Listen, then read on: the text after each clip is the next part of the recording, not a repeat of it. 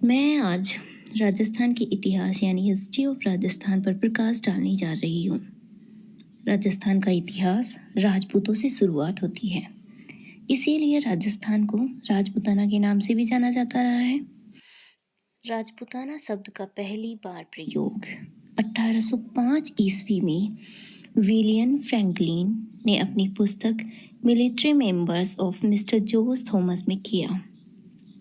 राजपूतों की उत्पत्ति संबंधी कुछ मुख्य तत्व प्रस्तुत हैं। चंद्रबरदाई द्वारा लिखित पृथ्वीराज रासो के अनुसार 4 राजपूतों की उत्पत्ति अग्निकुंड से हुई है, अतः उन्होंने राजपूतों को अग्निवंशी बताया। ये 4 राजपूत वंश परमार, प्रतिहार, चौहान और चालुक्य हैं। इसी प्रकार नयन चंद्र सूरी, इनके अनुसार राजपूतों की उत्पत्ति सूर्य से हुई है, इसीलिए उन्होंने राजपूतों को सूर्यवंशी कहा। वैसे तो राजस्थान के इतिहास में बहुत से राजाओं ने, बहुत से राजपूतों ने राज किया, लेकिन उनमें से कुछ मुख्य राजपूत वंश इस प्रकार हैं। इनमें सबसे पहले आता है गोहिल वंश, जो कि मेवाड़ रियासत में है, और मेवाड़ रियासत राजस्थान की सबसे प्राचीन रियासतों में से एक है। गोहिलादित्य इसके संस्थापक हैं और बप्पा रावल वास्तविक संस्थापक माने जाते हैं, क्योंकि बप्पा रावल ने ही गुजरात से आकर चित्तौड़गढ़ के राजा को हराकर अपना आधिपत्य जमाया। इसमें सबसे पहले महाराजा आते हैं महाराजा रतन सिंह। 1303 ईस्वी में रावल रतन सिंह व अलाउद्दीन खिलजी के मध्य युद्ध हुआ, जिसमें रावल रतन सिंह, गोरा व बादल ने केसरिया किया तथा साथ ही उनकी महारानी पद्मावती व 1600 महिलाओं के साथ उन्होंने जौहर कर लिया, जो कि राजस्थान का सबसे बड़ा जौहर माना जाता है। इसके बाद आते हैं महाराणा प्रताप, जो कि बहुत ही शूरवीर प्रतापी महाराजा थे। इनको मेवाड़ का रक्षक, मेवाड़ केसरी, हल्दी घाटी का शेर आदि नामों से भी जाना जाता है। सिसोदिया वंश में महाराणा प्रताप को युवराज का खिताब दिया गया है और मेवाड़ का 54वां शासक नियुक्त किया गया है। महाराणा प्रताप को समझने के लिए अकबर के 4 बार क्रमशः जलाल खां कोची, मान सिंह कच्छावा, भगवान दास और टोडरमल के नेतृत्व में 4 बार शिष्टमंडल भेजे गए।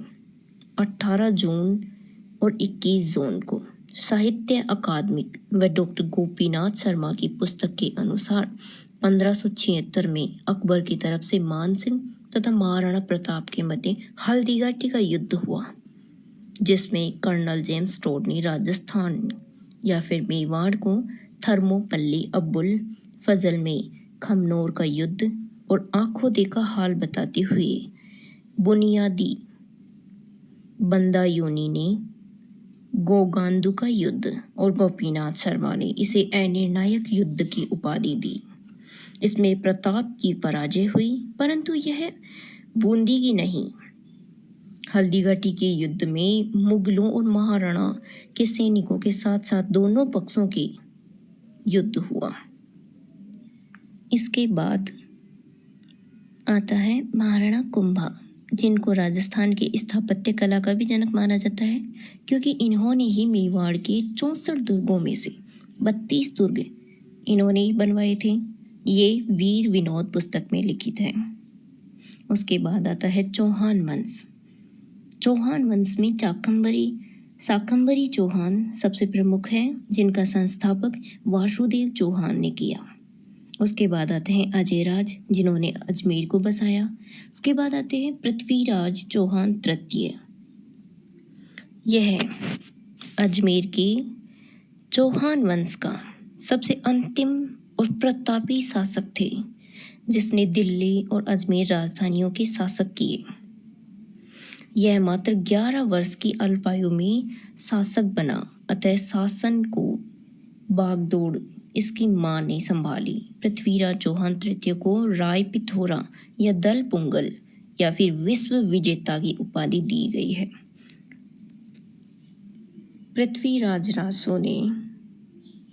पृथ्वीराज चौहान तृतीय ने अपनी दिग्विजय की नीति के तहत 1182 ईस्वी में महोबा का युद्ध, तुमुल का युद्ध या फिर परमार्दी देव चंदोल के अनुसार पराजय किया। वह किन्नौज के राजा जयचंद गढ़वाट को हराकर उनकी पुत्री संयोगिता के साथ गंवर्धन का विवाह किया।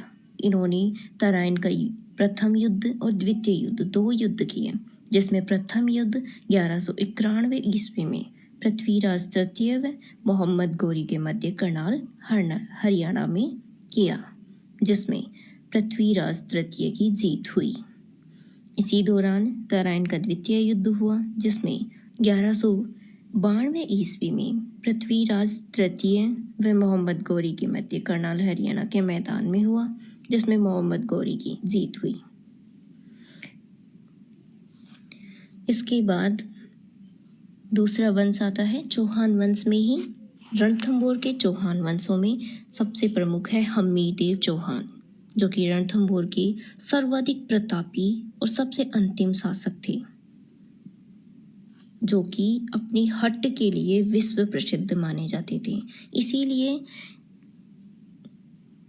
इनके लिए कहा गया है कि सिंह सवन सतपुरुष वचन कदलन फलत एक बार, तिरिया तेल हमीर हट चढ़े न दूजी बार। इन्होंने अपनी दिग्विजय की नीति अपनाई, जिसके तहत इसने कोटियजन यज्ञ, अश्वमेघ यज्ञ जैसा करवाया, जिसके राज पुरोहित पंडित विश्वरूप थे।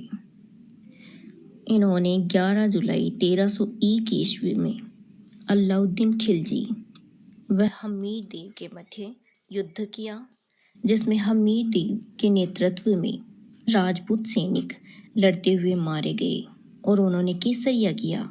वे इनकी रानी रंग देवी व पुत्री देवलदे के नेतृत्व में राजपूत महिलाओं ने जल जोहर किया, जो कि राजस्थान के प्रथम जल जोहर व साका था। अलाउद्दीन खिलजी ने जीतने के बाद दुर्ग के बारे में कहा कि आज का फुक्र का गढ़ इस्लाम का घर हो गया। इसी प्रकार राजस्थान के इतिहास में सबसे प्रमुख क्रांतियां, जिनमें से है 1857 की क्रांति सबसे प्रमुख। राजस्थान में 1857 की क्रांति के समय छावनियां और उनका विद्रोह का कारण था एनफील्ड राइफल। एनफील्ड राइफल माना जाता है कि गाय की और सूअर की चर्बी से बना हुआ है। इसी वजह से हिंदू और मुस्लिमों में मतभेद हो गया। हिंदुओं की और मुसलमानों की यह विद्रोह बहुत बड़ी क्रांति का रूप ले ली। इसकी शुरुआत नसीराबाद अजमेर से हुई। क्रांति के समय 6 छावनियां थी, जिनमें से प्रत्यक्ष रूप से 4 छावनियों ने क्रांति के अंदर भाग लिया और 2 ने प्रत्यक्ष रूप से भाग नहीं लिया, जिनमें से सबसे पहले नसीराबाद छावनी, जिसने विद्रोह किया प्रत्यक्ष रूप से और 28 मई 1857 में इसकी शुरुआत की। इसके बाद आती है ब्यावर छावनी, जिसने प्रत्यक्ष रूप से भाग नहीं लिया क्रांति के अंदर। उसके बाद आती है ब्यावर छावनी, जिसने प्रत्यक्ष रूप से भाग नहीं लिया। उसके बाद आती है देवली छावनी, जून 1857 में इसकी शुरुआत हुई। उसी प्रकार नीमच छावनी, इसकी भी शुरुआत जून 1857 में हुई। उसके बाद आती है खेरवाड़ा छावनी, जिसने प्रत्यक्ष रूप से क्रांति में भाग नहीं लिया। उसके बाद अरनीपुर छावनी। अरीनपुर छावनी में 21 अगस्त 1857 में क्रांति की शुरुआत हुई और इसके अंदर एक नारा लगा, जिसमें था चलो दिल्ली मारो फिरंगी। यह नारा सबसे प्रमुख था। अरीनपुर छावनी सबसे पहले यह मारवाड़ रियासत में थी, जबकि वर्तमान में पाली जिले में स्थित है।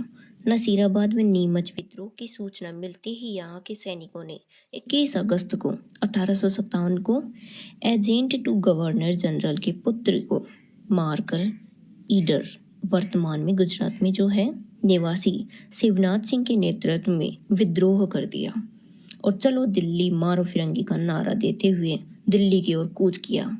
लेकिन रास्ते में नारनौल यानी हरियाणा में है, नारनौल में अंग्रेजों ने इनका दमन कर दिया गया, जिस कारण इन्होंने अंग्रेजों के सामने आत्मसमर्पण कर दिया। जय हिंद। यहाँ मैं अपनी